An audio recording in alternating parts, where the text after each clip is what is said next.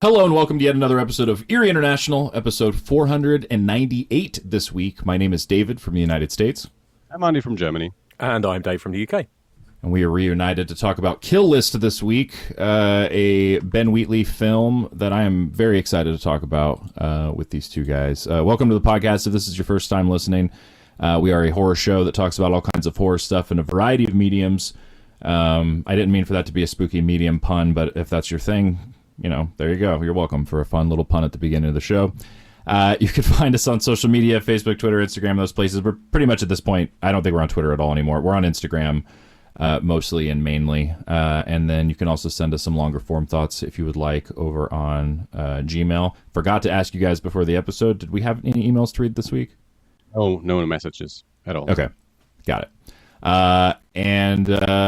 Yeah, it's basically it. You can find us also on YouTube, wherever you find your podcasts, et cetera, so on and so forth. We have been off for a couple weeks. Totally my fault. I messed up scheduling stuff last week, but I've been excited for the past 2 weeks to talk about this movie. Before that, though, let's get into what some of us have gotten. Well, no, I guess all of us have gotten into over the past few weeks. Andi, I know you've got a handful of things, so why don't you kick us off? What you got? That's true. I just, first up, I want to have us acknowledge that Sam Neill passed away this past week, and we will do a tribute episode next week, but because we had Kill List already prepared and had to push it a week, it just collided with this, for us at least, sudden death of Sam Neill. But next week, and we will announce it at the end of the show, we'll do a Sam Neill movie, a tribute episode. But yeah, the things that I watched over the past probably couple of weeks that are, I think, of interest for this show and our audience. First, we watched the Netflix series Wayward. Are you guys aware of that show? Stars Toni Collette. Yeah. Yes, vaguely. One of my best friends sent me the link to it and asked me if it was connected to not Twin Peaks. Wayward Pines. Maybe it was Wayward Pines. Yeah, I think it was that. She was wondering if it was like same universe kind of thing, and so I looked it up and was like, no, I don't think it's connected. It can be confusing because the show is called Wayward. It takes place in a town called Tall Pines. Yep. So there's Wayward and there's Pines in that show, and it's not connected to the Wayward Pines novels or show. This show, it's an 8-episode Netflix show. As I said, Toni Collette is in it, and Mae Martin, who also wrote the show. Mae Martin is you may be aware of them, the Canadian comedian, was on a series of Taskmaster, general as stand-up, and also wrote a show called Feel Good. That's also on Netflix. That's 2 seasons. They also wrote that and starred in it. And that first show, Feel Good, is more or less based on their life, coming up in the stand-up world, heavy drug use, being groomed by someone, and just personal problems. I've seen that show. It's very good. And now we've seen Wayward. It's a mystery show about so there's this couple, Mae Martin playing the husband. The wife is pregnant. They move to this town, Tall Pines, where the wife grew up. And in that town, there is this academy for troubled youth that is led by Toni Collette. And then we have this couple of young girls from Canada that get to that academy. And there's weird things going on in that academy. You're basically, probably you can imagine, there's a small town and an academy led by somewhat of a cult leader. You can already imagine what type of show it is. Mysteries, people trying to get out. Mae Martin as the outsider in this world, discovering things about the past of their wife and of this town in general, and of Toni Collette, and then these young girls that have gotten into this academy, trying to leave there again and things like that. And it's a very entertaining show. It's good. It's 8 episodes. It's just this one season. So it's one and done. And I think if you're interested in these types of mystery shows, including cults and things like that, it's very well worth watching. So that's Wayward on Netflix. Then we watched the movie Undertone, which I think came out pretty recently this year or last year, about a podcaster. Have you seen this movie, David? I've not. I came very close to seeing it with Sean at the theater, which makes it sound like at the last second I changed my mind. Something came up. We couldn't go see it, but it was on my radar. I've heard mixed things about it, but in a way that makes me think I might like it, because it feels like mixed things I've heard about other movies that I liked. when they had choices about. It seems consistent that people thought the audio stuff was really good in it. But I think for other people, they were kind of disappointed that it was mostly stuff like that. I don't know. Yeah. But I'm curious. So it's about this podcaster. She does a true crime mystery podcast with another partner who is located, I believe, in England. She's in the US, and she's staying at her mother's house, who's in a I don't know, in a coma, or at least like in the last days of her life, probably. And so the movie is mostly this woman in this house. I think the only actors that you actually see is these two ladies, the woman and the mother. You hear other people, but I didn't think you ever actually see them. And it's mostly her on the microphone with this recording this podcast, where they got a message with, I think it's 10 audio clips, and they go through these audio clips, and weird things are revealed in these audio clips, and at the same time weird things start to happen in the house of this podcaster, or in her mother's house. And yeah, that is basically it. You mostly watch someone listening to something and talking into a microphone. If you remember, some time ago, this was the Vast of Night, I believe is the title of that movie on Amazon. That is also very much a movie that takes place at I think at a radio station or something like that, and it's in the 50s. Yeah, and then at some point, when someone tells a story, and at some point even the screen goes black, and you only hear people talking. And when Bianca and I watched it, that was the point when Bianca said, finally, the director realized this is not a movie but an audio play. Undertone felt a little bit like that. So I didn't think it was very intense or suspenseful. So I wasn't a huge fan of it. It's not a strong recommendation from me. But as David said, people have mixed reactions to the movie. Some people are into this. I wasn't that much. Bianca wasn't either. So maybe you might. Next movie we watched is Dangerous Animals, a serial killer with sharks. Have you seen it? I have not. No, I said I really want to see this one too. Okay. People liked it when it came out. I saw people that really enjoyed it for its like bold exploitationness. It's just this Jai Courtney plays this serial killer who brings his victims out to sea and feeds them to the sharks in Australia, and films it and collects these tapes of him feeding these people to sharks. And then of course there's people on his boat trying to get away from that. That's the lead, and I think she's American surfer girl that gets captured on his boat and tries to get away. And it's a lot of fun. I really liked it. It's a strong exploitation movie. I don't think I didn't look up his entire filmography, but so far when I read the name Jai Courtney, isn't a strong recommendation for me.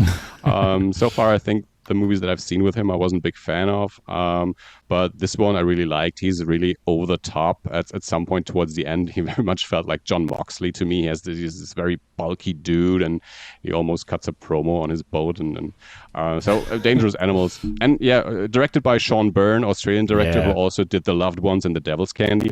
Yep. And so Dangerous Animals I would recommend if you like exploitation serial killer shark movies. Yeah, I've been excited to see that one. No, just because of Sean Byrne, because I talk about The Loved Ones all the time, off and on the podcast, and then The Devil's Candy comes up pretty regularly too for a movie I've only seen once. It came up yesterday. Austin and I watched Superman. He still hadn't seen the new Superman movie. And at one point, he was like, pretty crazy how Superman's dad is a serial killer who plays guitar sometimes. Like, he brought it up, too. So it comes up a lot, and I keep forgetting. Every time the movie comes up, that's the first thing I remember. Is like, oh, shit, that's the new Sean... Because it had been years in between movies for each one of these. So, yeah, it's on my list. Speaking of serial killers, we rewatched Mindhunters, the Rennie Harlan movie with Christian Slater and LL Cool J and Johnny Lee Miller. Because we had access to it. Bianca, I think it's kind of one of those movies that Bianca watched a bunch in the past. I've seen it once a long time ago, and at some point this week, she said she's in the mood. I think the movie came up at some point. I don't even know. And then she said, well, she would be in the mood to watch it, so we watched Mindhunters, and I'm assuming at least one of you, maybe both of you, have seen the movie. It's a pretty mindless Rennie Harlan serial killer movie with LL Cool J. So that's basically what you get. I don't think I have. I'm pretty sure I remember the cover. Yep, there it is. I was looking it up on my phone. I've definitely put the cover away on many a Blockbuster and Movie Gallery shelf. It's one of those that my mind connects that way too, but I've not seen it. Then another occasion where Bianca said she would like to watch a dumb horror movie, which is often. So when that's like the go-to genre, if you want to call it a genre. Dumb horror movie is when she's too tired or exhausted to watch something with a full intention. It's either some Asian ghost horror or some American teen horror. And this is American teen horror Wish Upon by John R. Leonetti, who also directed the first Annabelle movie, who came up in the industry as a cameraman who worked for James Wan a bunch on Insidious and Conjuring and earlier movies, and was a camera assistant on Poltergeist and things like that. And Wish Upon is one of those movies that I knew people didn't really like that much. I know the first Annabelle movie I didn't like that much, so John R. Leonetti is not a director that has many fans in the horror genre, I believe. Yeah. Wish Upon, about this girl who finds this Chinese box that grants 7 wishes, but with each wish it also demands a death, which the girl doesn't immediately know. She just realizes, okay, I'm making these wishes, and somehow they come true. And then at some point she realizes, oh, every time I make a wish, someone dies. And at the end, when she has her when she has her 7th wish granted, her soul will also be taken. It's better than I thought it would be. It was fun. It was entertaining as that kind of mindless horror movie that you just have on when you're not really trying to get real nutrition from your movie intake, just some junk. So it was all right. Not too bad. So not a strong recommendation from me, but if you haven't seen it and you at some point you are in the mood for just a quote unquote dumb teen horror movie, Wish Upon is okay one. So, and as you know, my saying is okay movies are okay. So the last thing, something that I had never heard of before yesterday, it's a movie called Pretty Lethal. Does that ring any bells for either of you? Without looking it up, because I will tell you about it. It does, but I'm wondering if I'm conflating it with the name of a WWE tag team. Also, it's also pretty, I don't know, generic, right? But there's enough things that are called something with pretty or lethal. I was going to say I had a similar thing where at first I was like, oh yeah, that comic book, but that was Pretty Deadly. So I was swapping it with something else too. So I don't think so. Okay, so Pretty Lethal is an Amazon movie.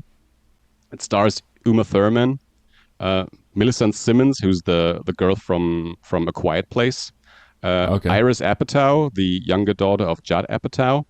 And what made me interested in it, so this is a movie because currently we have this 30-day free period of Amazon Prime. That's why we try to watch as much as on Prime as possible. Bianca went through the program and put some things on the list, and she discovered this movie Pretty Lethal. I had never heard of it before. She had never heard of it before. I found it on this list. I looked it up, and what made me interested in it was it's written by Kate Freund. So maybe the name Kate Freund isn't really familiar to you, Kate Freund is the wife of Rob Schrab.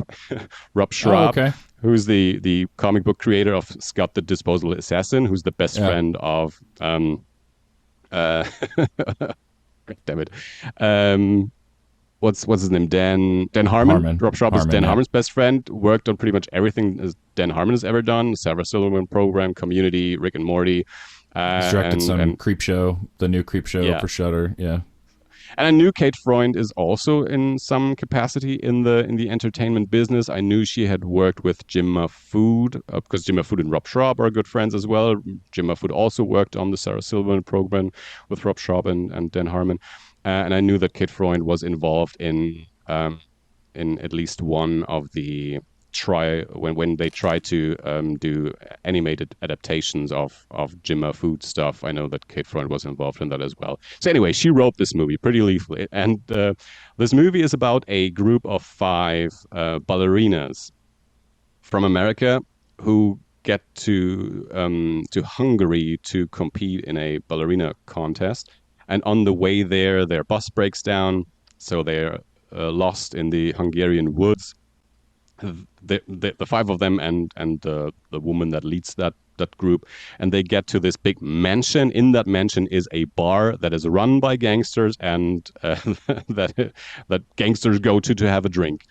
So there's these 6 Americans, 5 ballerinas, and they get caught up in gangster shit. And try to get away, and they discover that ballet can be some sort of martial arts. So it's a very high concept. Sounds pretty ridiculous. A bit of again exploitation movie, and it's pretty fun. Uma Thurman plays the boss of the bar. So she used to be a ballerina. Now she's involved with these gangsters, and she's also doing gangster stuff herself. And she has this rival gang that she's dealing with, and these ballerinas are caught up between these two, and try to get out of this situation and use ballet as their their form of beating up people. So it's actually pretty fun. It looks great. I was surprised how well it was shot. And all the names that I mentioned. So, and there's more actors in it that you may have seen in something else. One of the ballerinas was in Spielberg's West Side Story, for example, and other things. So the actors are all good. It's shot really well. It's not that great on the action. It's still good. It's not on the level of a John Wick or something like that.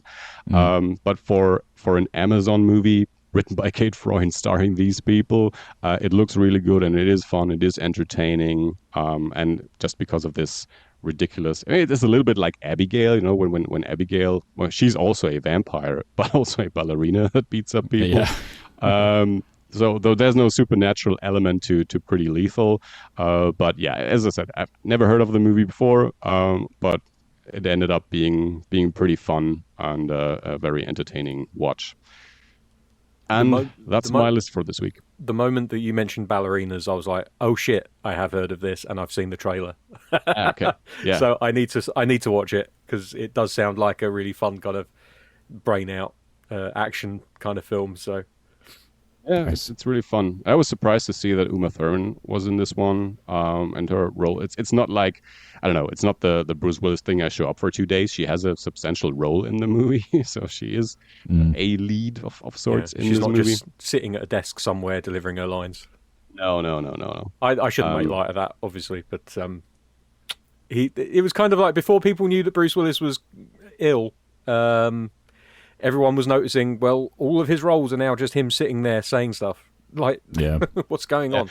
But even before that, and it's not only Bruce Willis, you have other actors as well. I mean, it's that old thing. You find an actor where if I get this name, I can sell this movie in overseas markets. So I get this actor for 2 days, pay him whatever.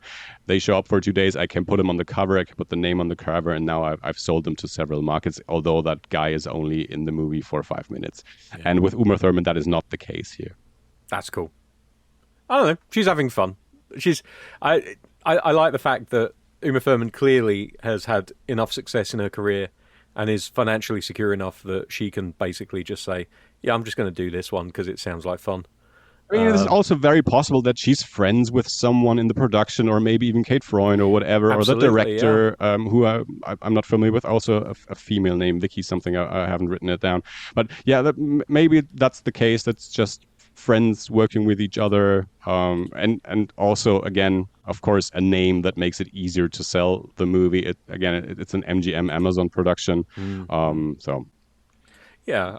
I think it's when you have an actor who is in that secure place in their career where they're able to do those things, whether it's because it's fun or it's helping a friend out or whatever it is, it's still cool to see, because it's that they are taking time out from a career where they would be making absolute bank, being in whatever they're being offered, to just kind of do something because they feel like it for whatever reason that is.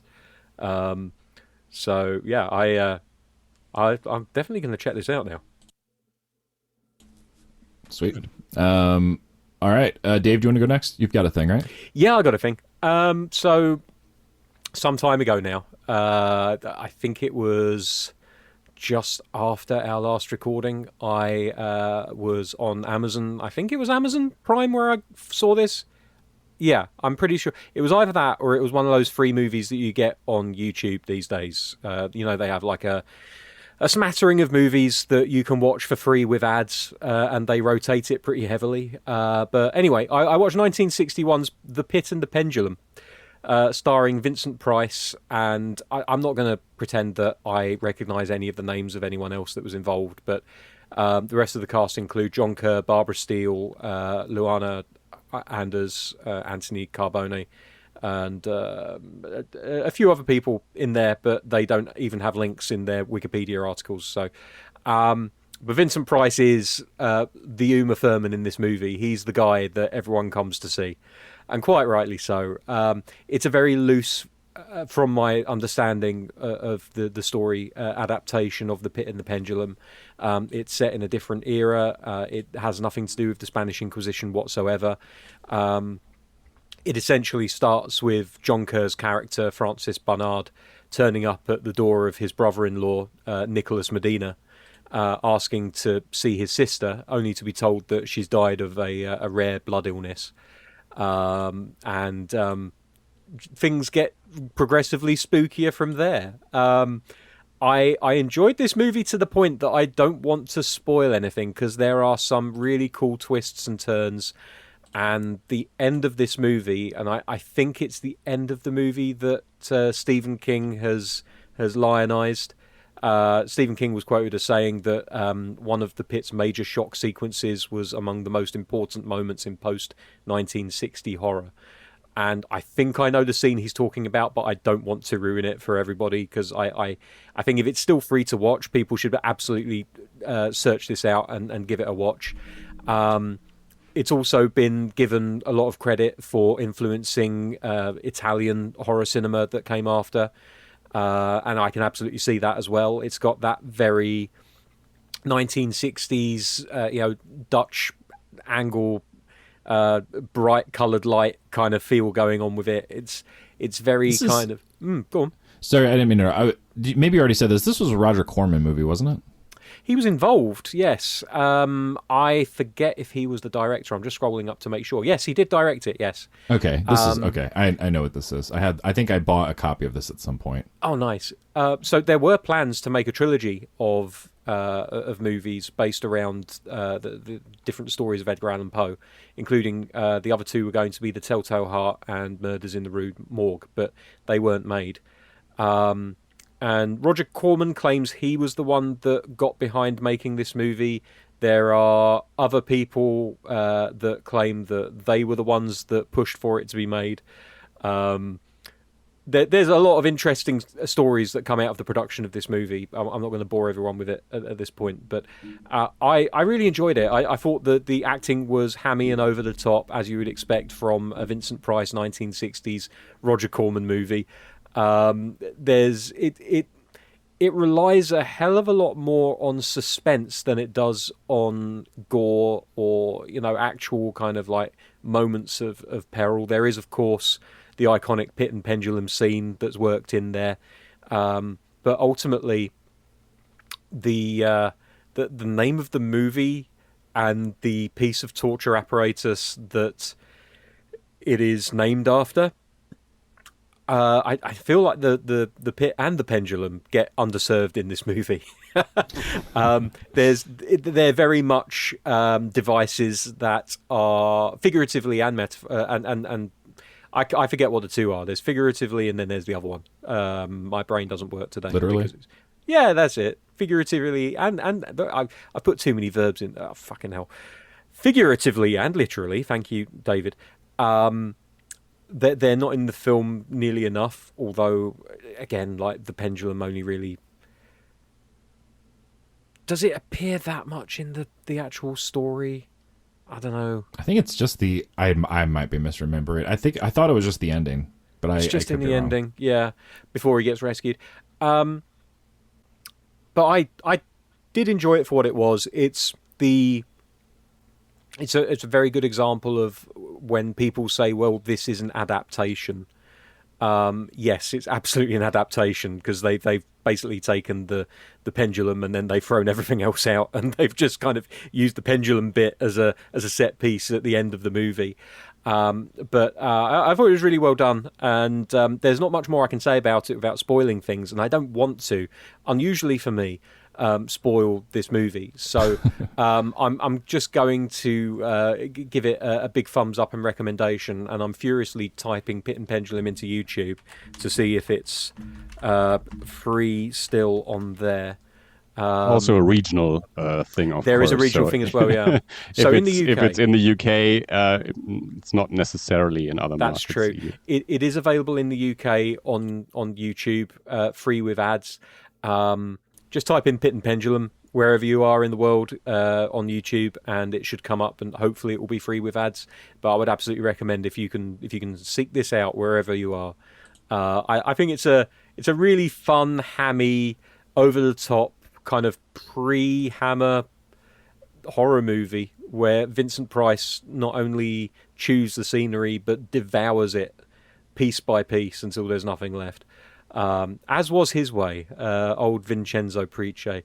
But yeah, I loved it. It was a very good movie. It's in color, which you're not guaranteed in 1960, and I think that the cinematography really makes some of those colors pop really well. The matte paintings that they have in some of the scenes are extraordinary, and something that you just don't see these days because CGI has taken over as far as that's concerned where it comes to building environments. Just it feels like a very decently budgeted studio movie.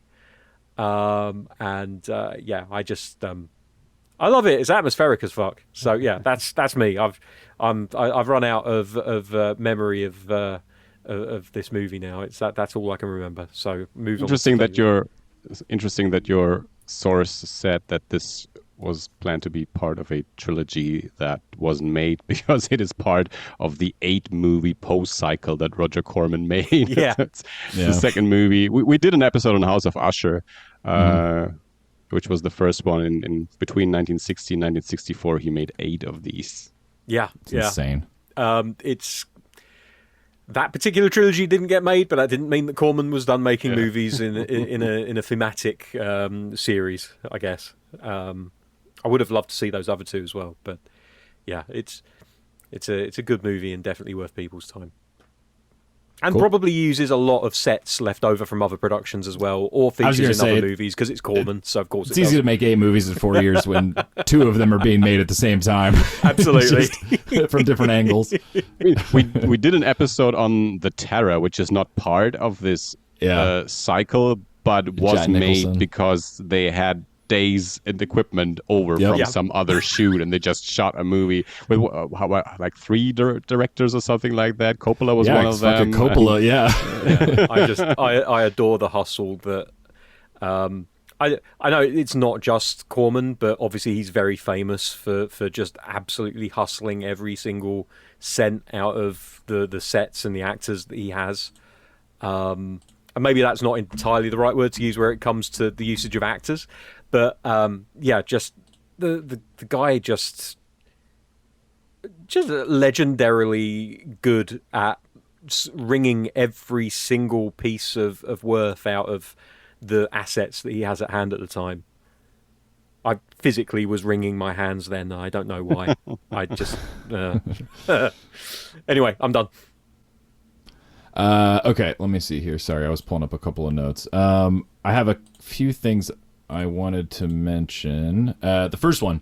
So, as usual, Andi, being in Germany and furthest away from me, lets me know about more local events in my area that I might be interested in, and otherwise was not paying enough attention to. And a while back, Andi sent me a link to a convention that there's an annual convention in Chicago called G-Fest, which is a giant like kaiju convention. And so I told my dad about it, I believe, at the time. My dad had just started... he had seen, I think Daniel had been showing him clips of different Godzilla stuff that I had been watching with him. Daniel and I went to go see the Godzilla Kong, the New Empire, or whatever it's called, one in the theater together. And my dad started getting into it. So then my dad ended up watching all of the Legendary Universe stuff. He has watched at least the first season of Monarch. And then he also loved... I always fuck these numbers up. Whatever, -1. What was the first one? -1? -1. He went and saw that in the theater. He loved that. So, like, my dad's become, like, a big kaiju fan, too. So, when I sent my dad the link, I didn't ask him to get tickets or anything. He just texted me back later that day and was like, hey, I got his tickets for Friday or whatever. Hell yeah. So, we've had these tickets waiting. And, it was this, not this past weekend, but a couple weekends ago. And it was awesome. Driving over there, I was, kind of telling Daniel. Daniel's been to conventions with me before. My son, he's 9, in case people don't know context, I guess. And but he's used to like C2E2 and bigger conventions and stuff. And I was explaining to him, like, this is going to be different. It'll be more like a horror convention, I think, is my guess, because it's at a hotel. And his mom and I had taken him to horror conventions when he was really young, but he doesn't have a ton of memories of that. And that's basically what it was. So it was an awesome convention, but it was spread out in multiple areas. So there was like a main sort of show floor with vendor booths and stuff like that, selling tons of just so many statues. Like, got statues, figures, action, all variety of levels of complexity, detail, and price for. And then there would be posters, and then anything that would make sense that would be adjacent to that. So there would be some booths that would just have old posters. I sent you guys pictures of. I found posters for both Tintorera and then also Vanishing Point. What was the name of that? Latitude Zero. Latitude Zero. That there were or there would be like Italian posters for Evil Dead 2, like shit like that. So it was always like awesome stuff to go through. It kind of felt exactly like what I expected, which was like a spin-off of a horror convention. That was my like main point of comparison of stuff I had been to in that realm, because comic book conventions are a little bit different, obviously, and more broad. So there would be there'd be horror stuff at certain booths. I think I sent you guys some pictures. I also posted on my Instagram of some different like horror booths that had masks and sculpts and stuff. That was in the main showroom floor, and then there were multiple floors in the hotel that had different things going on. So there were multiple rooms with panels, gaming rooms where they had video game systems set up and tournaments going on.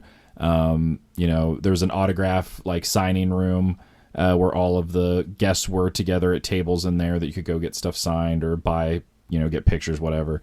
But yeah, it was great. It was a perfect kind of like, we went for just one day. We made it a day trip to Chicago, there and back in the same day. And, interacting with it the way that we did was like the exact right amount. But we even talked about like maybe next year we'll stay overnight and, interact a little bit more, because there was definitely a lot to do. And especially like if you've got kids, if you're bringing with you, like there's tons of events for kids and contests and tournaments and all that kind of stuff. So, and then there was one moment in particular that was extra cool for me in particular. There was a book, I'm sure I talked about getting it a while back. I actually also bought it in Chicago when I was there one year, I think for C2E2. And it is I'm just double checking I believe it's Shigeru Kayama, was the writer who, if I'm remembering this correctly, did like the short story that the original Godzilla screenplay was based off of, and then helped with the screenplay.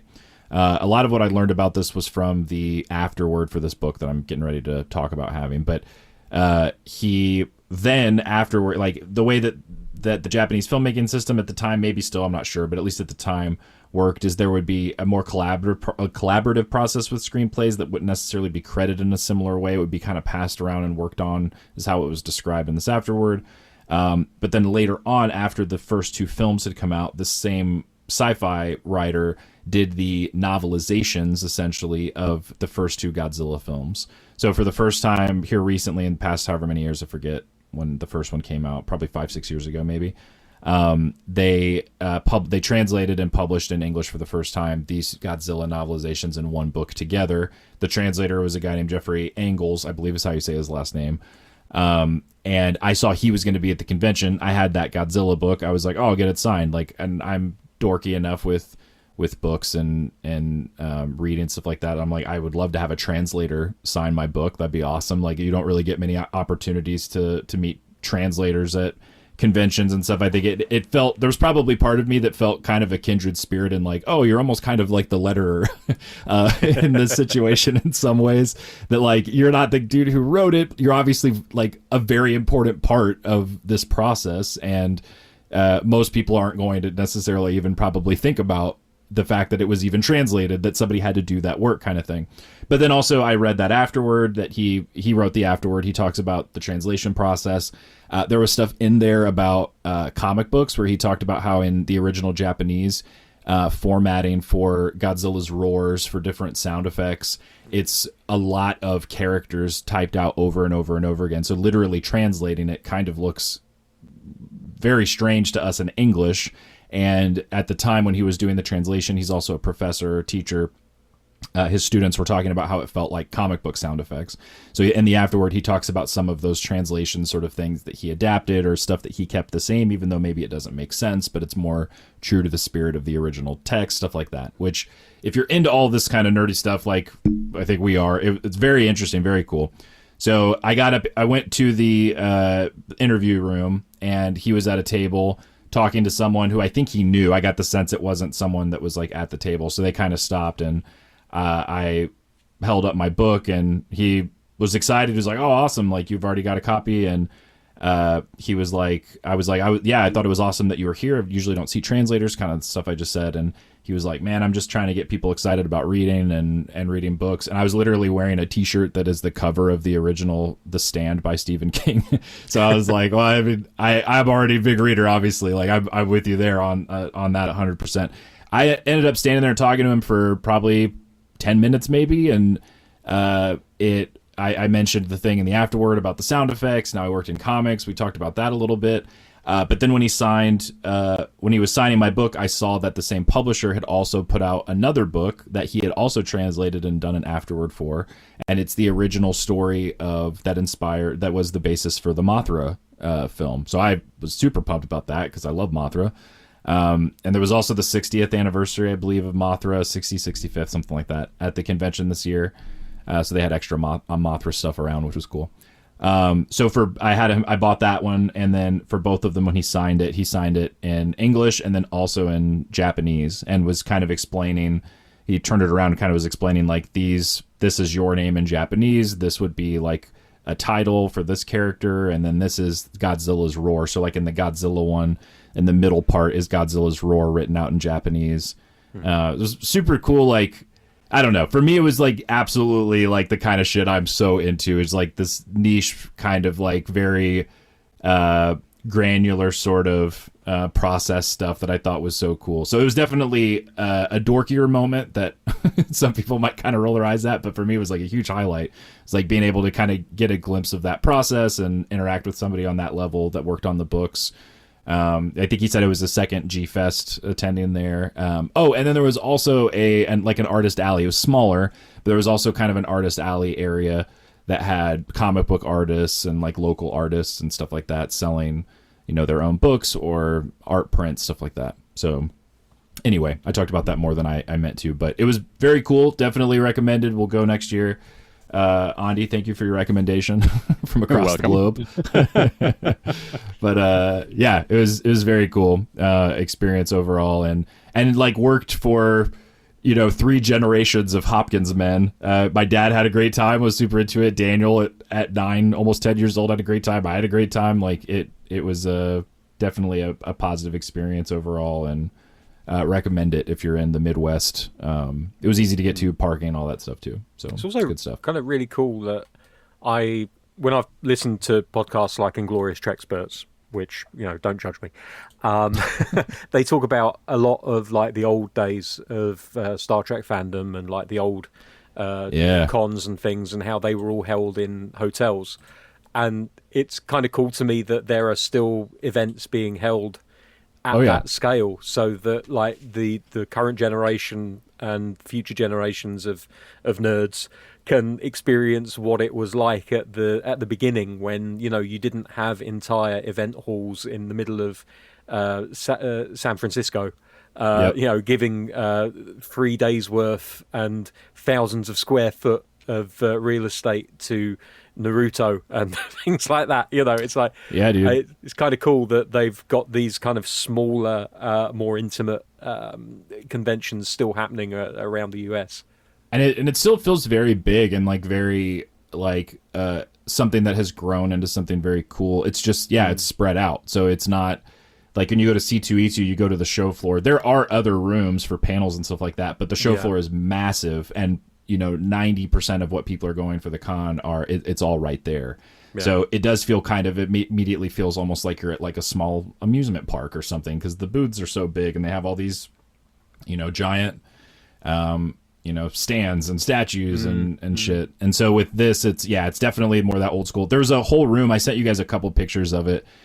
There was a whole room. It was where they had the big Mothra mural too, where they had these, they had like a big sort of like old school poster board sort of collage for each year of the convention. So they had pictures and information, like dates. So it was like the very first G-Fest, it had this many people. It was at this convention. People basically just paid to rent the room. And then next year they had this person, and here's when they got their first guest. There was one picture I sent you guys for sure. I know that they have their own like kaiju mascot. I'm trying to remember the name. It has the word G, it starts with a G, but it's you'll see it like on like their logo and merchandise and stuff like that. And I looked it up later to make sure, and from what I can tell, it's the same person. But they had a little, I don't know if you guys noticed in the picture I sent, but there was a little standee about the logo, the original drawing of it, and it's by I just blanked on his name. Cowboy hat George Lucas boy. What's his name? Dave Filoni. Dave Filoni, yeah. He drew the original G-Fest logo. He was like involved with the convention back then. That's cool. And then there's, when I searched for it, there was also I found a few G-Fest like Facebook groups, and there was scans from Godzilla art he had done for like the original programs and stuff. So he was involved. So it definitely was exactly what you're describing. It feels like Dave is one of those. The horror conventions feel that way. A lot of them have for me too, where it's like, it's not, feels a little more it's not like a historical thing. Like, you hear about those stories about San Diego Comic-Con being just like in a hall at a Holiday Inn, you know? And so, but good stuff. That's cool, man. Very cool. And then I was going to mention a few other things very quickly. I rewatched. I guess I'll mention this very, very fast because I'll probably mention it in passing at times. I've got a girlfriend. I'm in a relationship, so for the first time in a long time, and so I've been watching or rewatching a lot of stuff like where you're in that getting to know the person and being like, oh, you haven't seen this movie, and vice versa. So like we have a list going of stuff to watch, and she hadn't seen Obsession, so rewatched Obsession, really liked it second time as well. Basically felt exactly the same as I did the first time around. There's just so much cool shit in it, and it's grown like crazy and blah blah blah. I've talked about it in the past before, but I wanted to mention it again. And then we also went and saw the new Minions movie, which normally I would not bring up on the podcast, but this one, I want to mention it very quickly for a variety of reasons. I'll just bullet point them really fast. It's by a country mile the best Minions movie I've seen. I think also just like critically received. It's done really well. Everybody really likes it. It has a lot of specific kinds of horror in it. One is like old Hollywood Universal monsters. So part of the movie involves like old Hollywood and filmmaking and monster movies and stuff like that. Minions are involved with that shit. There's references to Bride of Frankenstein, Creature from Black Lagoon, Wolfman, Frankenstein, like all that stuff. And then the other piece of horror that's like a big part of the DNA is Lovecraftian. So there's like they literally the Necronomicons in the movie. The minions summon like a little Cthulhu, and like there's it's all very much part of it. So I wanted to mention it for those reasons. It was really liked it. Like I had a good time with it. I've not historically been a huge fan of that franchise. I've not hated it. It's just not really my thing. But this was one where I was like, oh, this is great. Like this is like there's one sequence in the movie where the minions, there's like a chase sequence and the minions are running through a town on, I forget what they're on strapped to a rocket or some shit. And there's visual gag after visual gag happening, and it's Buster Keaton, Charlie Chaplin. It's like old school silent, a lot of those like stunts and gags happening in the background or in like the composition of like how people are moving, you know, in the shot or whatever else. So it definitely also has that big streak of like, you know, we're animators and we love animation and we love, you know, doing as many tricks as we can in that realm with this, but then also paying homage to these other things. And yeah, really liked it a lot. So I wanted to mention it and recommend it. And then similarly, very quickly, I was going to mention on my way out of this segment into our discussion, I saw the Odyssey yesterday, new Christopher Nolan film with our friend Austin, and liked it quite a bit. I mean, probably no surprise there. Everyone likes it a lot. It's done really well in every capacity. Not everyone. Well, I mean, the there were right-wing people grifters hate it. Well, sure. Well, who cares about those people? But absolutely. beforehand, there have been a lot of people shutting up or being like, "Oh, okay, I guess you know, people are changing their minds that this movie doesn't suck." Yeah, there's that bullshit for sure. But yeah, at least people I follow and like, or that whose opinion I care about, and then just, you know, critics in general were really hyped about it. And it's Christopher Nolan movie, so like it's huge, and it's the Odyssey, so it's literally like kind of like the epic story or whatever, or one of the ones that comes to my mind. I grew up loving the Odyssey. I know the story super well, from the Wishbone adaptation to the Armand Assati, however you pronounce his name, one that they did for NBC, to different book adaptations. I have a copy of the like verse version translation above my bed right now. Like, I've always really been into the story, so I was particularly excited about this one. The only reason I'm even bringing it up for this is people have long about him, about Christopher Nolan, about Spielberg, Tarantino. Like, when are you guys going to do your horror movie or whatever? Like, that gets brought up in questions, and like, oh, we want to see this director do a horror movie. This has two sequences in it that are, if he never makes a horror movie, it will be the thing people look at and are like, oh, here's where he did horror. So, not surprisingly, I mean, I'm not going to, it's the fucking Odyssey, so I'm not going to spoil specifics, but the Cyclops stuff in the cave, and you see some of that in the trailer. Very Elden Ring, Dark Souls, From Software-y, and in the best, creepiest way, where there's like a very unsettling sort of design in a lot of those games for their creature designs. They achieve something very similar with the Cyclops. And then the sequence with Cersei where she turns Odysseus's men into pigs, which in the original text and most of the adaptations, it's kind of like, maybe I shouldn't say the original text. My memory of the original is that it's more kind of like, she's a witch, it's a magic spell or whatever.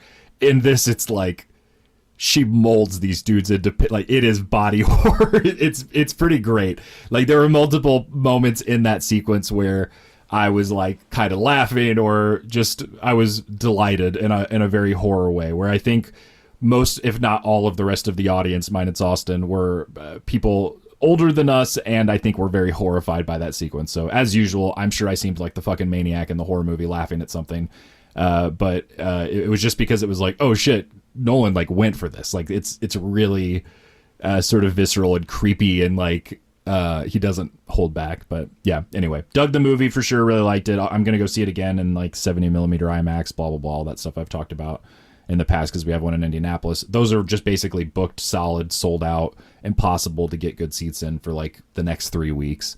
So I went to go see it now because I just want to see the movie, and then I'll go rewatch it then. But yeah, 2 very effective, creepy, great horror sequences in this 3-hour ass movie. So it's long, but it's good. Okay, let's pivot to our movie of the week, Kill List, a 2011 British psychological horror crime film directed by Ben Wheatley, co-written and co-edited by Ben Wheatley and Amy Jump. And starring Neil Maskell, Mayanna Buring, and Michael Smiley. And this is from Wikipedia. I'll just continue the little synopsis here. In the film, a British soldier joins an old friend in working as contract killers. His disturbed past surfaces as he spins out of control during jobs, and ominous employers raise the stakes. It's actually a pretty good, little hook for the movie, I would say. It doesn't really spoil anything. We're about to spoil the fuck out of the movie. We don't usually say that, but we don't. We discussed the movie that we watched, so that's your last warning, I guess. Let's get into our overall thoughts on this one. I had seen this one I looked up my original Letterboxd review. It was a few months after I had Daniel, or not me, but after Daniel was born. And so it would have been about close to 10 years ago now that I saw it. And I liked it a lot. I remember thinking it was really dark, but I was really into it. That is the last time I've seen it. I believe it's a first time watch for you guys, but let us know that as well. Andi, kick us off. What did you think of Kill List? Yeah, it was a first time watch for me. It's a movie that I have been aware of for a long time. It comes up in horror discussions from time to time. It's one of those movies that not necessarily everyone has seen, but those who have seen it like it a lot and talk about it. It's dark. Our friend Jake Dion, I think it was, who messaged on Instagram, who said that this movie is so intense, something like that, when we announced that we would do this episode. Yeah. So now, it's been a bit longer than we had planned between that I have seen the movie and now that we're recording about the movie. And I guess that is part of my review, that it did not stay with me at all. I was not very engaged with the movie. I never felt any strong tension or suspense. I like Michael Smiley a lot. Just in general, when I see him, I think he is great. When I read afterwards that a lot of this movie apparently was improvised, maybe that was an explanation why it felt so disjointed for me, and sometimes it even just cuts to black, which felt weird to me. And I don't know, I was not really that much into it. I felt like the mystery was there were seeds of a mystery, but it never really gave me enough to really be engaged or surprised by anything. I think I would have liked a more coherent script and maybe even some more context or explanations for some things.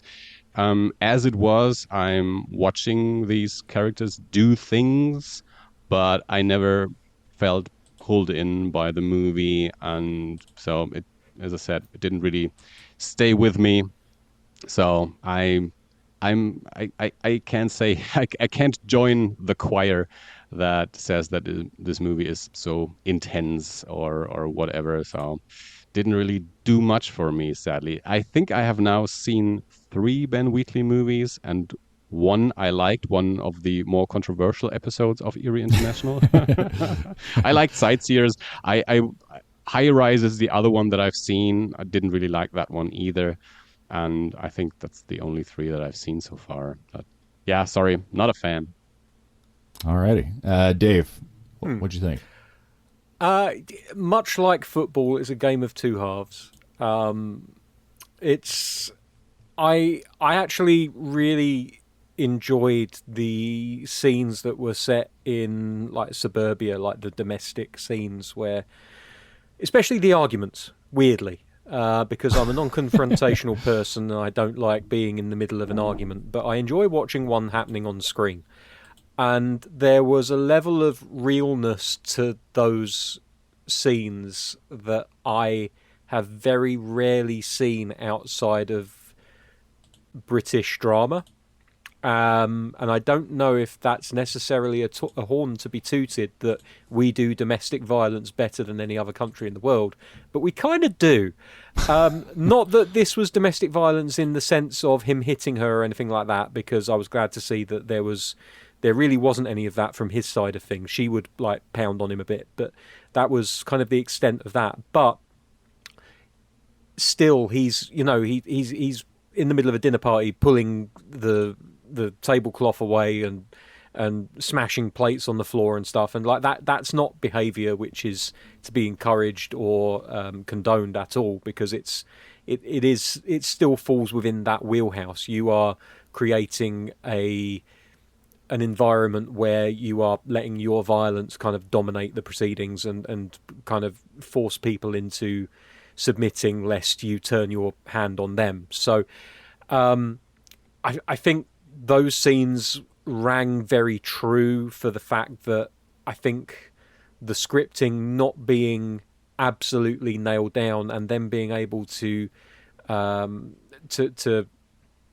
pretty much say what comes to mind just led that element of realness and rawness that you just can't easily, I'll say can't easily, because I think you can capture that in a scripted format, but it's really difficult to get that level of earnestness and reality into the performance.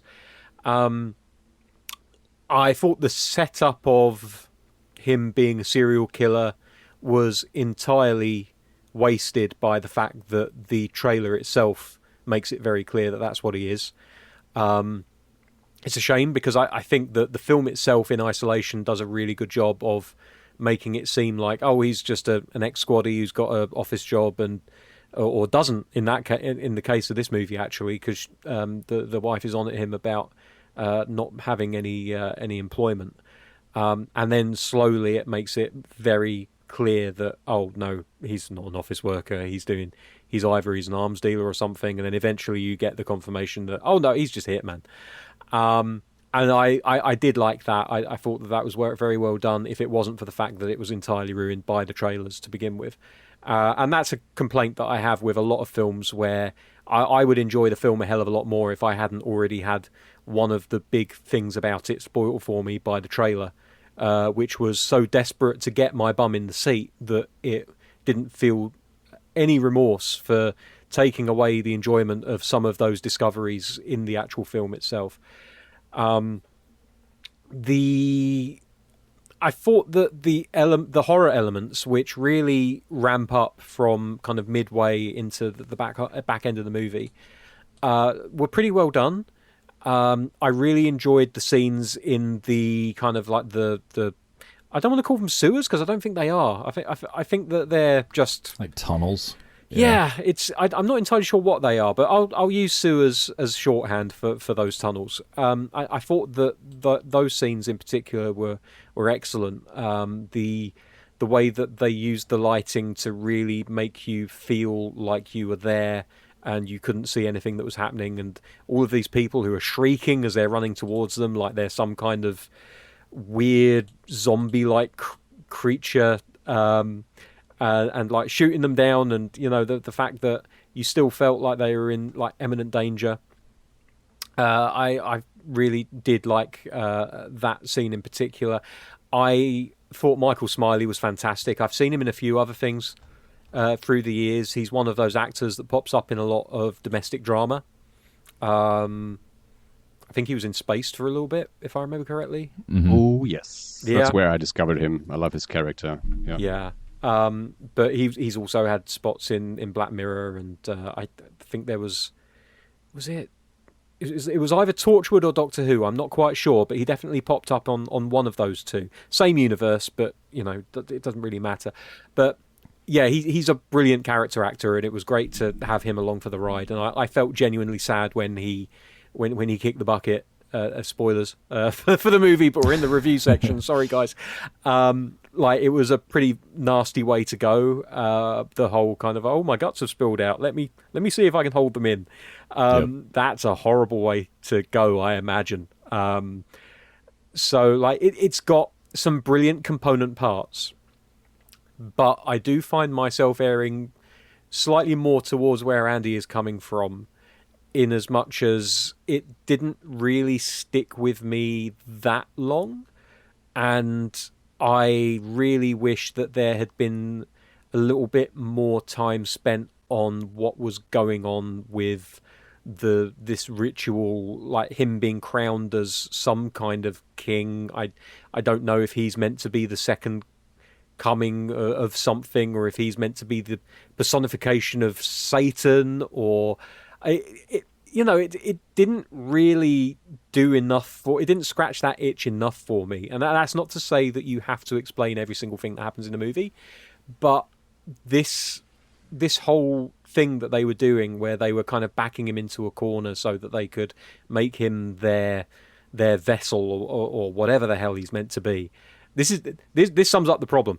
I don't know what they wanted him to be, whether they wanted him to lead them, whether they were going to sacrifice him, what the fuck they were doing with him, I don't know. And I just would have liked just a little bit more from that part of things, because we start the film very, very grounded.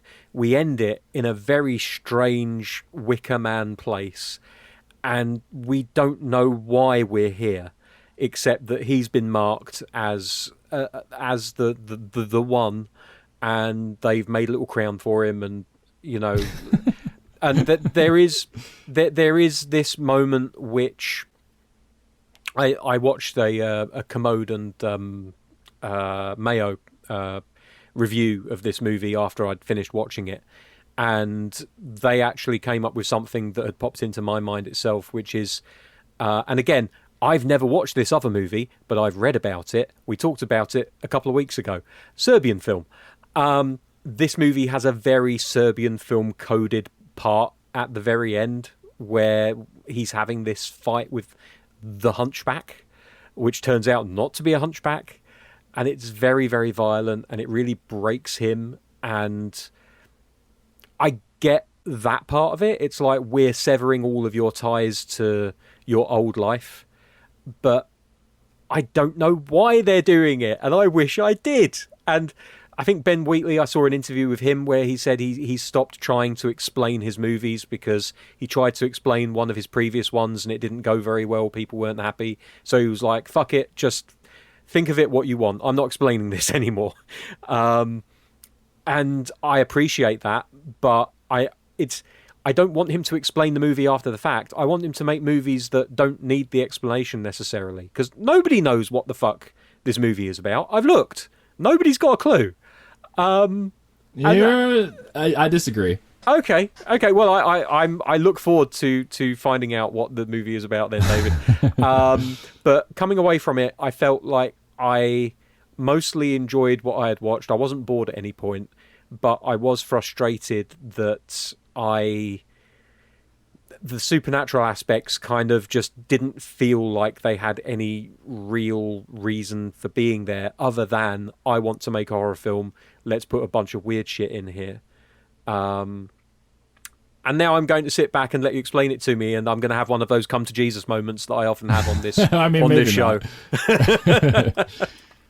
Well, so I think, first of all, the thing we have to acknowledge is that this is absolutely a karmic response to me not liking Sightseers when you guys both liked it. So where now we do another Ben Wheatley movie and it is flipped and I am all alone. Dave and I planned it this way beforehand. We talked to each other and we were like, fuck this movie. No matter what you think, we're going to fucking hate this movie against David, right? I mean, no, let's have it straight. I don't hate it. I know. I'm just joking. I enjoyed my time with it, but I was left frustrated by it at the end. I got you. So I'm kind of in the middle. I'm basically where you normally find yourself, which is I'm kind of in the middle. I see. Yeah, I see the points, but yeah, okay. Yeah. So first time around, I really liked it. Thought it was really dark. Obviously, I did think about that a little bit, to where I had just had a kid, so I wasn't quite yet at a place where like fatherhood had changed me in big ways that it has since then, but there was definitely a crazy time, and I think, in my life. So I had factored that in a little bit watching it the second time. Second time, I liked it even more. So I'm a huge fan. I really do love this movie a lot. So based off of what I have read, what I've gathered, things and interviews, blah blah blah blah blah. I think there is a pretty direct story being told, but it's all being told in a much more like subtle background sort of way than it is in a direct way. You're really kind of staying like the way that they did it. So the way that I've read that Ben Wheatley and Amy Jump did it, and I think that they're married, right? Didn't they also do Sightseers together, and like they collaborate a lot, I believe. I think I saw an interview where he mentioned how they've been together since they were like 16 years old, so they've known each other their whole lives. I know he talks about when he makes films, he's basically just getting his friends together to do something like so. Okay. Yeah, it wouldn't surprise me if I'll look into it. The thing that I read that the way that they approached this, and this might have been in the Wikipedia article, I don't remember now, is that they knew exactly what the story was. Like, so they knew exactly what was going on with each aspect, with the cult, with what happened prior to the movie. What, like in the military operation, they mentioned a specific place. Is it Kiev? I think I'm trying to remember now. They know exactly what's going on. They then from there are sprinkling in and adding stuff that fits with that, but they're not giving you all of the pieces because they didn't want that to be the focal point. I've seen people since say that, okay, cool, Dave found that they're married. I've seen people since say that like Hereditary owes a debt to Kill List because Hereditary has to spoil Hereditary, sorry. It has a very similar thing happening where there's a story about a family, but then there is in the background a cult making moves to affect and you don't understand until the end. Now, Hereditary has a much more specific and laid out mythology. Like they named the demon Paimon or whatever. Even like it's more direct and there's more exposition about it. But I think at its core, so this is kind of my takeaway. I did in reading stuff last week, researching things before we were supposed to record, and then I fucked up on scheduling. I found a Reddit thread where people were talking about the film and theories, whatever else. And someone said, I found this blog post. Ben Wheatley replied to this blog post on Twitter and said, you nailed it, essentially. Like, this is pretty much exactly it, like what we were going for. Oh, okay. So I went and found that blog article and read it, and it was pretty much how I kind of interpreted stuff too, or I had seen like the main sort of interpretations, which is more or less that. And when I explain this, when I say explain, that sounds condescending. When I break this down, I'm also acknowledging out the gate that some of this shit is not going to be explicitly spelled out in the movie. So there's like key markers and moments that then you're kind of extrapolating what's likely going on, but there's no cult members talking about like, oh, we're trying to summon, Beelzebub. Like there's no one telling you exactly what's happening. But there are key things that a lot of the cult members do say that I think lend to this, and this is what this person broke down in the blog, and Ben Wheatley then confirmed, blah, blah, blah, blah, blah. So if you're interested in that, the like lore of it would be that they have this cult. One of the cult members, the guy who kind of looks like Joe Biden, he's the guy that hires them or whatever. He says that they're restructuring, I believe is the word that he uses. And there's another part in there where they talk about like essentially that they are rebuilding this cult. So they don't have a leader. They're trying to get a leader. They have identified this guy specifically because of his violence. So he has, and that's mentioned and talked about in multiple ways throughout the film in subtle ways between his wife and Michael Smiley's character. I'm forgetting everyone's names. Jay is one. Is it Jay? It's Gal. Michael Smiley is Gal. Main dude is Jay, and Shell is his wife. So it's Shell and Gal both have different lines of dialogue where they specifically mention this and talk about it, where he has lost control or he's kind of unhinged again, or they've had trouble in the past with him where he's not been able to, like, he's lost focus. They don't tell you exactly what happened in Kiev, but like clearly something happened where he snapped, like he lost it and was off the rails with violence, with cruelty, whatever else. There's a key, I think, sort of like line at one point that Michael Smiley's character says where toward the end when they're in the tunnels where he says, or maybe right before the cult comes through, where he's like, you're my friend and you're fucking crazy, but I love you, or something like that. And like he knows, he's aware that his friend has this thing. in him. And you can see that also extending through Jay's relationship to his son. Like, there's also stuff that he talks about with his dad that's kind of vague and not really mentioned and like brought on or talked about, but he doesn't know how to process emotions or feelings. He tells his son at different points, like, it's a good thing that your mom talked to you about that, or that's something that you need to talk to Uncle Gal about. There's a humanity thing that is being already maybe lost, or he feels like isn't really there. The cult has identified that. They've viewed it as, this is somebody who could potentially lead our cult. I don't know what those reasons are, if it's a specific deity or whatever they believe in. But violence is the key thing, like brutality, violence, whatever, like that lack of humanity. So the stuff that they're setting up, and you can see that with like when Michael Smiley finds that folder in the first place, it has the same symbol that shows up at the beginning, at the end. It's the same symbol that Fiona draws on the back of their mirror.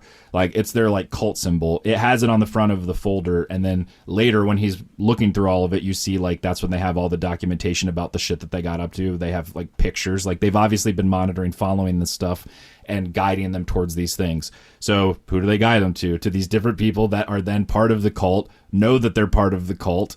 Or not that they're part of the cult. They obviously know that they're part of it. Know that he is this guy that is going to be their new leader, which is why they then are thanking him before he kills them. There is this recognition and this honor for them of, I'm helping usher in our new leader, who is going to be our new guy or whatever. I think that the other stuff with they don't say specifically what it is. It seems like it's like violent child pornography, something awful with those tapes.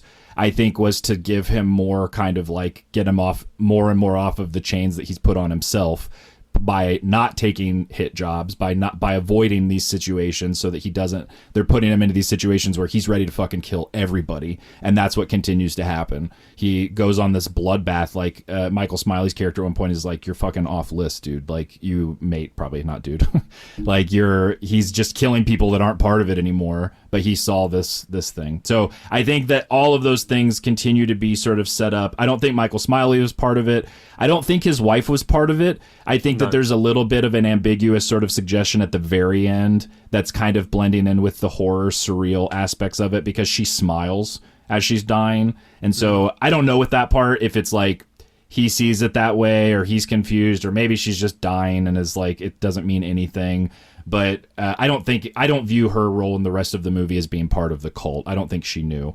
That's another dynamic and aspect I really like too, is like the domestic stuff, like you mentioned, Dave, but then also the fact that like she's also ex-military and is like kind of involved. Like, she's helping them plan the hits and stuff. Like, she clearly is, which I thought was a neat kind of twist. Anyway, lore-wise, I think that's what it's building toward, is ultimately, like you said, cutting every single piece of his connection to humanity and his life away from him, his friend, and then ultimately having him kill his wife and his son.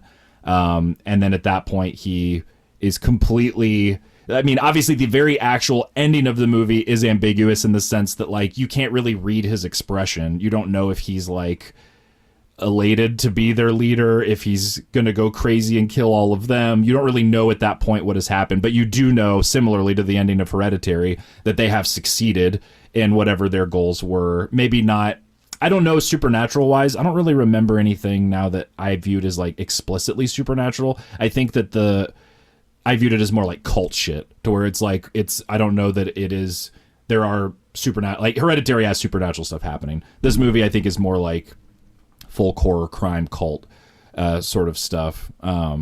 So I don't know on that level what's real, what's not. I don't think it's as important, or at least to me it doesn't matter as much. To me, the core sort of like arc, lore, whatever, is that there's this cult who's identified this guy who has this capacity for tremendous violence, who could then be a leader for them. That's what they're looking for. That's what they're structuring it around.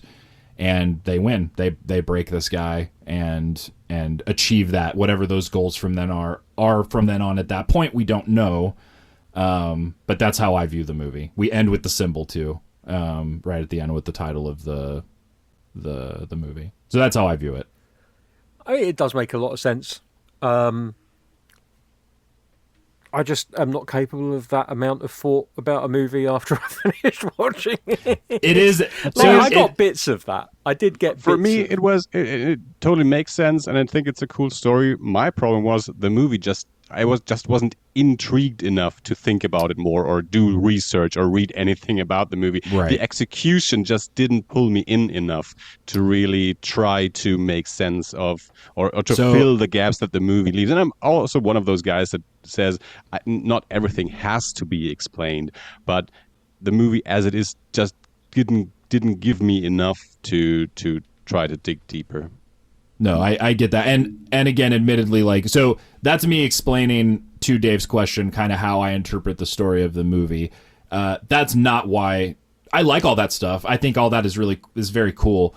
The reasons I like the movie aren't that specifically, or that's not the thing where I'm like, the key to liking this movie is to unlocking, this lore story. Like, that's just sort of like my extrapolated interpretation of what's happening with it. I will say, absolutely, on a very subjective level, this kind of storytelling I love.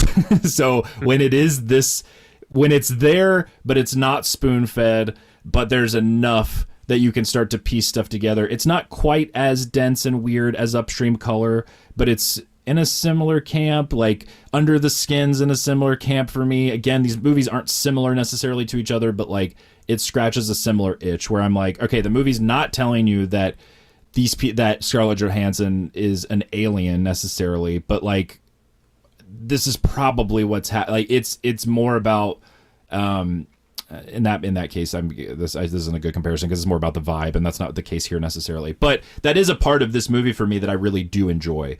There's a like Laird Barron kind of crime horror, like grounded, slightly mundane. Like, this isn't like a flashy, cool, like two hitmen, like guys and like, it's like two dudes that are ex-military who, like, he has a family and they like hang out and drink together. Like, there's a casual utilitarian sort of thing going on that, as Craig Zoller, hits a vibe like this for me too. I mean, it's not a surprise that a lot of the stuff with this movie I like the way that I do, because it's like other filmmakers or writers, whatever, of stuff that I enjoy.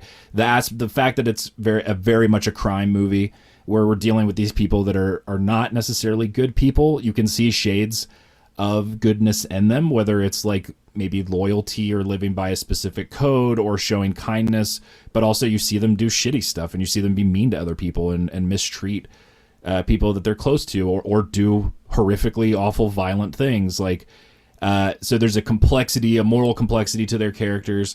And then the fact that we are kind of slow burn transitioning from a grounded crime movie, like to your guys' point, the domestic stuff, everything else, into a Wicker Man folklore, like folk horror kind of place, for me is a combo and like a transition in genre that I really like a lot. So there is a lot of stuff here too that is very subjective, where it's just like, oh, this is so, for whatever reason, my style, like this clicks and makes sense. But again, there's a very easy point of comparison for me to look at and be like, well, he made Sightseers too. And in every way that I talk about this movie is the opposite of how it was for Sightseers, where I did not connect with it in any of these other ways, even though I could see people around me connecting with it in a way that's like, okay, there's something. Austin was here this morning, before we had coffee this morning. We were talking and I mentioned we were doing this movie. He's not seen it. But he has seen High Rise, and I think maybe we talked about his ABCs of Death short that he did, Ben Wheatley's, and we had a similar conversation that we did at the top of this segment, where I was like, I've seen Sightseers, I've seen Kill List, he had seen High Rise, and we were talking about like mixed reactions to each one of those things. But also the consensus we had between the two of us was, even the things that I haven't liked of Ben Wheatley's, like Sightseers, I also watched it and was like, no, I get it. Like, I understand that there's something happening here that's different and is connecting with people in a way that it isn't a cookie cutter carbon copy. I guess I'm going to do two metaphors and alliteration for both, kind of approach to making a movie. It's a guy taking risks and doing different weird offbeat stuff. It's not going to work for everybody. He makes very different styled movies each time. I haven't seen all of his movies, but I know enough about a lot of them to know, like, okay, A Field in England is a very different movie. I haven't seen The Meg 2,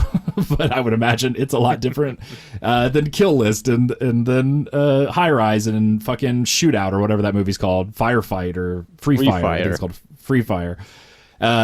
They all have very different tones, and he is a very sort of like, he's got a very unique voice. So it makes sense to me why, and I think it's still exciting for me to watch a Ben Wheatley movie if it doesn't connect. This is one of the ones that, for these reasons, for me, does connect. I like the approach to the storytelling. I like the style. I love Michael Smiley, like you guys mentioned. I like their dynamic. I like the lead. I like the actor who plays his wife. I like who plays Fiona too. Like, I think they're all really good in their roles, and there's a world here that, at least for me, I immediately click into and believe in, that they're inhabiting, and it feels real to me. Maybe it's not at all realistic. I have no clue, but like, it all kind of feels cohesive to me in a way. I also at times thought in some points a little bit about something like Martyrs, where there's a bigger picture that we are only getting a very small glimpse of. So there is, a bigger sort of organization. Like, we have that scene where they go and talk to the client to try to drop the job, and they're basically like, no, do the job or we're going to kill you and your families, kind of thing. There's like cryptic sort of stuff when he goes to his doctor, and his doctor's like, you're fine. His like hand is fucking rotting. Like, there's shit in it where, to me, it's very, I can see how it would be not as interesting depending on how you're interacting with the movie, for sure, how it could be a frustrating thing. But for me, for whatever reason, since I'm already so invested, I'm like, oh, I'm getting these little like snippets of this bigger picture, and at least the way I interact with it and the reasons I like this movie, that's enough for me. I don't necessarily care about knowing everything kind of beyond that. I just dig the overall world. And it is, I thought about Jake's question you guys talked about on last episode. I haven't finished listening to it. I usually don't go back and listen to episodes. But this was one I was listening to when I was doing the dishes the other day, and Jake had sent in that question about edgelord stuff. This is one of those movies I think about for me with that, where it's like, when I was in my high school, college days, there were a lot of, horror, exploitation, action movies, whatever, where some of the appeal for me was that it was very dark or gritty or edgy or whatever else, and how I moved away from a lot of that stuff or that mentality, or at least that wasn't enough for me.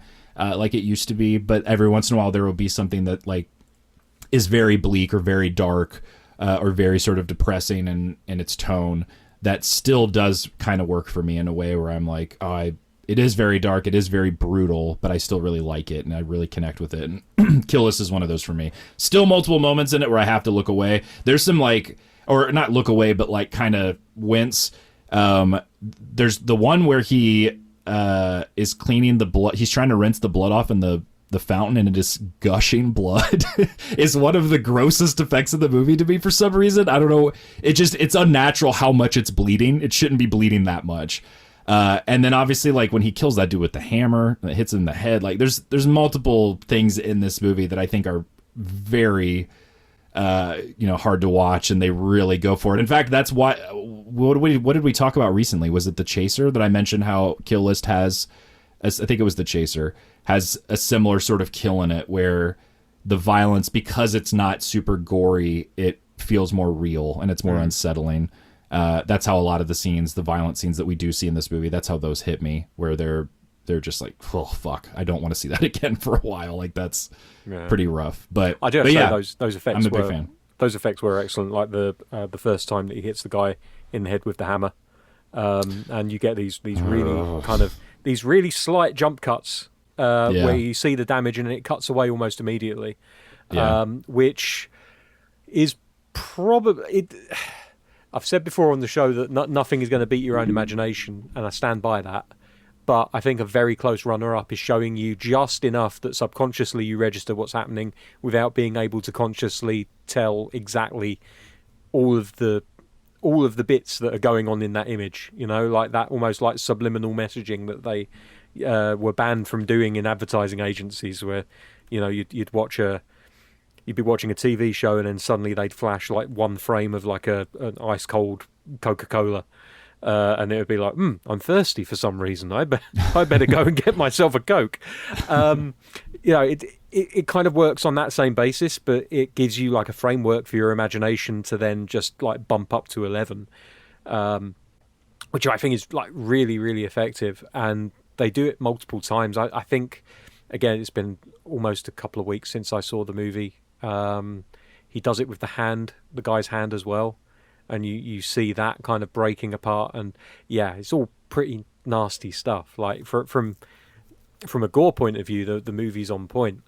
It just I think it's a movie which, if I was to watch it and then be able to immediately turn to a friend next to me and say, "What did you think of that?" and then have a discussion about it, I would appreciate it a lot more there and then than I would do having watched it by myself and then kind of just sitting on it for a couple of weeks and honestly not thinking that much about it. Yeah, it's directly my fault. No, because it's not at all, because I still would have come to the review with the exact same thoughts. No, I know what you're saying. I just feel... Yeah, I had it all. Yeah, but, anyway. It's not like the directors can't mandate, oh, by the way, you have to watch this with somebody that you can talk about it with afterwards. Totally. Like, the idea for me of watching a film is that, like, I should get enough from it that I either think about it in my own head or, or it's all kind of not spelt out for me, but it does enough to kind of, like, answer or put the answers for those questions out there for me to discover by just thinking about it for a second or something like that. And it doesn't necessarily do it to that degree for me, but I am also coming off the back of watching a video today which made me think actually there are an awful lot of movies where I just watch them on and I don't dig past the surface on a lot of movies, and that's a personal failing which I need to work past. Because they were even going into things like Wreck-It Ralph, and I was like, yeah, I liked Wreck-It Ralph, it was a great movie. And then they were talking about like how Ralph's personal journey mirrors that of Turbo, and how he fights Turbo in the climactic scene, and that's basically him kind of putting to bed his own selfishness. And I was like, okay, I didn't get any of that. I just thought like, it's been a while since I've seen the film, but I was just like, yeah, he came good thanks to his friendship with what's her face, and then he off the bad guy. Like, that's that movie. And then it turns out no, it's a lot deeper than that. And I'm like, fuck, I'm just a fucking idiot. Apparently, I can sometimes arrive at the right decision, but I'm like a broken clock. I'm right twice a day, and other than that, I'm fucking useless.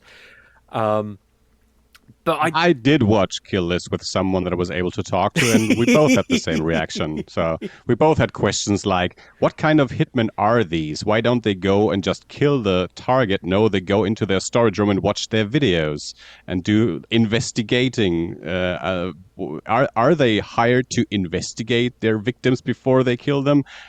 That's weird. A good call. Yeah. No, that is a good call. Like, although the discussion that they had at the very top, where they're talking about how do we do this first one, and they were basically like, well, do we kind of like observe them for a few days, get their patterns, or do we just shower them in a hail of bullets and call it a day? I liked the fact that those kind of conversations were happening in front of us, so that we could see the way that they operate, and the fact that they're more methodical. They're not just goons with guns. They are actually people who think about these things and know that if you're not going to get caught, you need to actually do a little bit of prep. Breaking into storage rooms leaves more traces and gives other people more time to discover you. That I wasn't sure as to why they would do it, other than the fact that one of them was curious and they just wanted more answers. And I think it was the main character who, for some reason, I can't remember his name. I can remember Gal. It's Jay. Jay.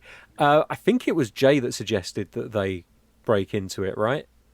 So they're trying to find. So it doesn't matter too much. I think my like headcanon version of this is that these kills were so curated by this cult that I just assumed that a lot of because he leaves a fucking trail of bodies at one place. Yeah. So there is that thought of like, how the fuck are the cops not involved?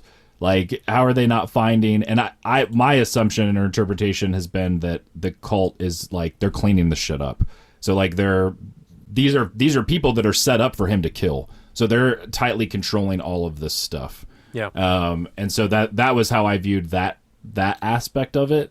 But yeah, the first guy is the priest who he shoots him from he comes out of the closet or something and shoots him.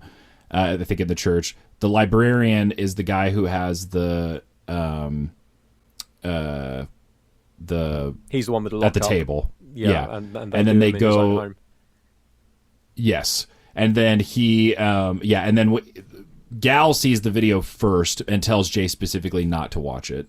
Yeah. And then Jay watches it, and then that starts the thing. Yeah, where he's like, because he clearly has watched a lot of it, or maybe more than one, and realizes how much has happened there. And I think because he's already, because at that point he's tortured the librarian dude and killed him. No, they didn't even have the librarian dude at that point. Oh, did they not? No, they kill the priest. Then the second one is the librarian. You're right, because they know that's what's on the tapes. Yeah, and they find his address torturing while them they're to find in the out who shot them. That's what it is. Yeah. And then goes there to kill the guys who made the tapes. That's right. Okay, I had it mixed up. But even at that point, the cracks are starting to show, because does he live in a detached house in the middle of nowhere? Can nobody hear these screams of pain as he's being tortured? I'm not sure. Already Jay is getting very sloppy, and Gal obviously is upstairs looking for extra clues and stuff, and finds that folder with information. There is an acknowledgement. I mean, not to just keep defending this movie because I like it, but there is an acknowledgement by Gal that a few different times that Jay is being messy. Where he's just like, I can't fucking do this anymore, man. Like you're like we're out. I got to be out. You got to be out. Like, this is insane. Like, you're fucking everything up. Shell's telling him the same thing too. So I think that is there. I think the reason why, similarly again to Hereditary, that there isn't more happening in terms of consequences, real world consequences, is because we are seeing the results of something that has been highly orchestrated and planned by a cult. And so there's, by the time we get to the end of the movie, the quote unquote magic trick that's happened is that they've been in charge and pulling the strings the entire time. That's why things have happened the way that they've happened. Yeah, that I definitely picked up, and what I picked up from the film, the thing that I didn't pick up was what they think he is to them and what he's going to be going forward. I don't think that's there. Yeah. But I did pick up on the fact that they were essentially kind of bit by bit killing off his old life and almost killing off bits of him. That much I was able to kind of pick up. That's my interpretation, is that they didn't pick Gal for it; they picked Jay. Yeah. And it's not a thing where it can just be anybody. They recognized and saw, whether it was Kiev or whether it was before that, and then Kiev. Well, it had to have been before that, because Kiev, they had pictures and connections and shit too. Maybe even the suggestion I think could be made that they orchestrated whatever happened there or were involved, because they had a lot of shit on it. But that I think is the key takeaway with why they picked him, is that he just has this capacity for violence, and it's very very destructive. I would say it's very clear from. And I don't think this is a particularly British thing, but looking at initially the one guy that gives them the contract, and then in subsequent meetings the other people who are present, it's very clear all of these are older people in suits. It's coded very much as, we are high-powered, influential business people or politicians, which is backed up by the fact that every victim of the kill list, in terms of the actual ones that are named on screen, right? They're all members of the cult, because they're all saying, thank you for being killed, which is weird fucking behaviour. The third victim on the kill list is the MP. So if he is also a member of the cult, immediately there you have your out as to why the police aren't investigating as thoroughly. Oh yeah, that's right. Because they obviously have members of this cult who are in very high office and influential positions, who can basically just be no, we're not investigating that, or putting them down the wrong track, or just sticking a spanner in the works where they can, just to slow things down. So like that makes perfect sense to me why they were being as sloppy as they were, and yet they weren't being caught. The first kill I thought was textbook, and I love the fact that they show you a textbook kill where they take the guy out and they they dump the body into the dumpster and then take it out and then take it to an incinerator and burn it to pieces. But every kill after that, it's like, oh well, this body, we're just going to build a bonfire on the top of a hill and burn the body there, because that won't gain any attention, will it? Yes, it fucking will. There's something too about like the sloppiness too that is part of what I like about the movie in a weird way. I think obviously the more unhinged he gets, the sloppier stuff gets, but even just the stuff at the beginning, that is part of the aesthetic of the movie that I do resonate with. Like it is a very S. Craig Zahler thing, especially in his crime movies, where it's these like little Laird Barron too. It's these little details. So like when they get to the hotel and the card is declined, he's calling Shell on the phone, and he's just like, what the fuck's going on? Why is the money there? Like, this draws attention. Like, it's they remember me now as the guy whose card got declined or whatever. And it's a pretty mundane thing. I think it's doing multiple things. I think it's setting kind of like the tone, like the grittiness of like, these aren't like, this isn't Pulp Fiction. It's not like these like cool hitman guys. Like it's this very sort of like fly by night kind of like, they're not dumbasses necessarily, but they're not ordinary men. It's not a cool professional suave hitman situation. Yeah, like there's still these things they're running into. I think it's also in that scene showing he starts being very mean to her pretty quickly, and it shows that even though they made up before they left, like there still is this, whether it's that darkness in him, whether it's their own dysfunction in the relationship, probably all the above. But there is something about those little details that I do like in a movie like this, because usually when we see hitmen in movies or see these sort of contract killer things, or it's like Leon the Professional, or like there's levels of sort of style applied to it, whereas this is just kind of clumsy and stupid, or like their egos will get in the way of stuff. Like they'll make stupid decisions because they're toxic male guys, and like the scene where he like makes a giant commotion with the like Christian group playing guitar in like the restaurant hotel or whatever. Yeah, like that whole sequence too. You're just like, what the fuck are you doing, man? Like you're drawing all this attention to yourself. Like it is for me a feature, not a bug kind of thing. But I also get why it is a weird. It's different than what we're used to seeing, and but I like having Michael Smiley as the straight man kind of guy who's like, not. You could tell he's like also probably not a great dude, but I don't know. Having him be the one that's I like their dynamic. I was just waiting for the Jeff Jarrett moment where that guitar was going straight over the dude's head, and it didn't happen, and I'm sad about that. But you couldn't really get away. If you're not trying to draw attention, you're not going to drop a guy in a shower of splinters as his guitar bursts into many pieces of wooden shrapnel. I wanted to just say very quickly as well that, and I'm going to get her name horrendously wrong because she's actually, despite her accent, she's a Swedish actress. Mayanna Buring. I think her character's Swedish in the movie too. Yeah. They talk about her, military. They play stuff. into that for sure. There's a moment where she's speaking to her mum on the phone, and I think she's possibly speaking Swedish, but I do not know for sure because I don't speak a word of that language. There are many languages I don't speak a word of, some would argue, including English, but there we go. But like she's always been on my radar for her role in The Witcher, but she's in so many other things as well. In fact, quite recently, I say recently, 4 years ago at this point, our favourite Christmas time supernatural series on the BBC, Ghost Story for Christmas, she was in an adaptation of Count Magnus, and she was great in that. She actually played a Swedish countess or something. But yeah, she's in so many things, and I immediately I saw her, I was like, oh, I know you, you're great, I'm going to enjoy this. And she was absolutely great. I really enjoyed her performance. I think the moment where they reveal, oh, she's ex-army as well, my mind started racing. Like, okay, well, where did they meet? How did they get together? Like, and then she's given that moment near the end where he gives her a gun and he says, basically, like, don't let anybody in unless it's me. And she doesn't let anyone in. She is shooting motherfuckers left, right, and centre, and she looks like she knows what she's doing as well. I really like her as an actress. I need to see more of her things because she's done so much. And I think the only other things that I've seen her in is Downton Abbey for one season. And yeah, Count Magnus, as I said. The rest of it, I haven't got round to yet. But she's great.